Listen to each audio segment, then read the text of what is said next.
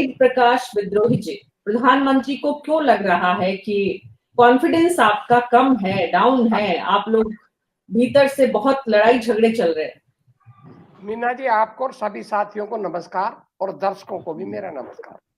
हमारे प्रधानमंत्री जी को साफ दिख रहा है कि हरियाणा में भाजपा बुरी तरह से हार रही है, इसलिए हताशा और निराशा में वो असत्य बोल रहे हैं, अफवाहें उड़ा रहे हैं।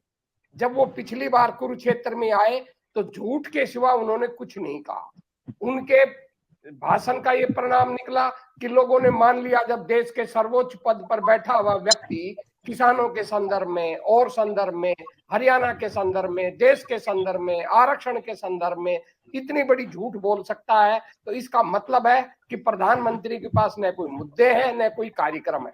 आजकल भाजपा बिल्कुल पटड़ी से हट चुकी है।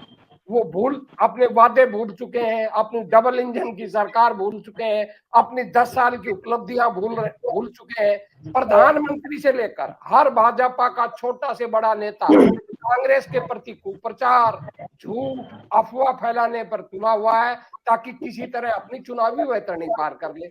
दूसरी तरफ आपको लगता है वेद प्रकाश विद्रोही जी कि ये बीजेपी की रणनीति, स्ट्रैटेजी का हिस्सा है, जिसकी वजह से प्रधानमंत्री ऐसा बोल रहा है? रणनीति नहीं बता रहा मैडम, माफ कीजिएगा, ये रणनीति नहीं है। मैं कह रहा हूँ हताशा और निराशा है।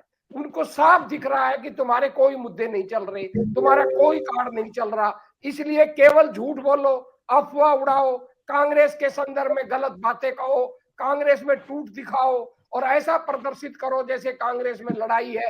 इस तरह किसी न किसी तरह तुम्हारी चुनावी वैतरणी पार हो जाए, जबकि हालत ये है जब आप चुनावी वैतरणी वेद प्रकाश विद्रोही जी ऐसे कैसे पार हो जाएगी अगर कोई जनाधार ही नहीं है?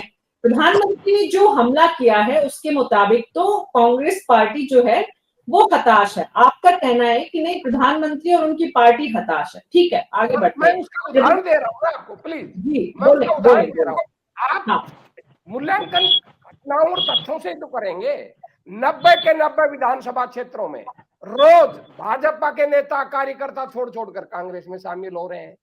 हर जगह भाजपा का विरोध हो रहा है।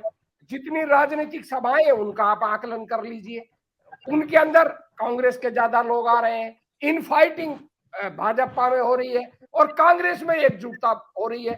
और इतना ही नहीं, कांग्रेस का चुनाव जनता लड़ रही है। हरियाणा की जनता बदलाव चाहती है, जनता लड़ रही है। मोदी जी के पास तो बहुत साधन है, उनके पास सारी रिपोर्ट्स है, उनके पास अब जो कोई भी दल, मैं हूं चाहे दूसरा दल हो, जब अपने नीति और कार्यक्रमों और मुद्दों से हटकर अनर्गल झूठ और अफवाहें उड़ाने लग जाता है, तो आप सहज अनुमान लगा दें वो कितना हताश और निराश है।